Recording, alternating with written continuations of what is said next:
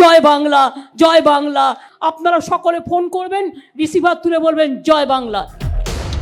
জয় Bangla slogan আছে এবং থাকবে জানিয়েছেন ভারতের পশ্চিমবঙ্গের মুখ্যমন্ত্রী মমতা বন্দ্যোপাধ্যায়। বাংলা ও বাঙালির গর্ব প্রকাশ করার জন্য জয় বাংলা স্লোগান দেওয়া হয়, তাই এটিকে বাদ দেওয়ার কোনো সুযোগ নেই বলেও জানান তিনি। হাসিনা সরকার পতনের পর জয় বাংলা স্লোগান নিয়ে নানা আলোচনা ও বিতর্ক শুরু হলে এসব খবরের প্রতিক্রিয়া জানিয়েছেন মমতা। আর এই নিয়ে সোশ্যাল মিডিয়ায় তীব্র ক্ষোভ সৃষ্টি হয় নেটিজেনদের মাঝে। তাদের প্রশ্ন, মমতা কি তাহলে ময়ূখ রঞ্জন ঘোষকে অনুসরণ করা শুরু করলেন নাকি? কারণ বাংলাদেশের প্রতিটি ইস্যুতে ময়ূখের কথা না বললে তার পেটের ভাত হজম হয় না, এমনটাই মনে করছেন নেটিজেনরা। কেননা গত বছর চিন্ময় কৃষ্ণ দাস ইস্যুতেও কথা বলেছেন মমতা, যা বাংলাদেশের রাজনৈতিক অঙ্গন থেকে শুরু করে প্রতিটি স্তরে প্রতিক্রিয়ার সৃষ্টি হয় ভারতের প্রতি।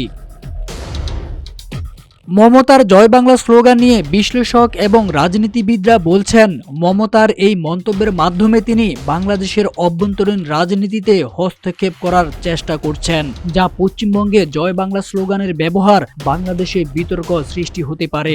মমতার স্লোগান নিয়ে এই বিতর্ককে অনেকেই ভারতের অভ্যন্তরীণ নিরাপত্তার জন্য অস্বস্তিকর বলে মনে করছেন, বিশেষ করে যখন সীমানা পাড়ের রাজনীতি প্রবল হয়ে উঠেছে।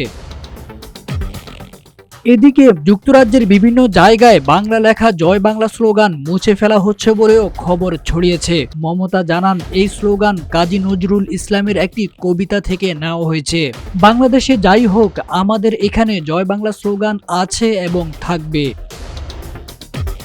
গত বছরের 5 আগস্ট ছাত্র জনতার তুমুল বিক্ষোভের মুখে প্রধানমন্ত্রীর পদ থেকে ক্ষমতাচ্যুত হন শেখ হাসিনা।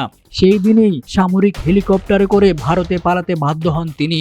এরপর থেকে এখন পর্যন্ত তিনি ভারতেই অবস্থান করছেন। তারেক আজিজ খান, রূপালী বাংলাদেশ। জয় বাংলা, জয় বাংলা। আপনারা সকলে ফোন করবেন, রিসিভার তুলে বলবেন জয় বাংলা।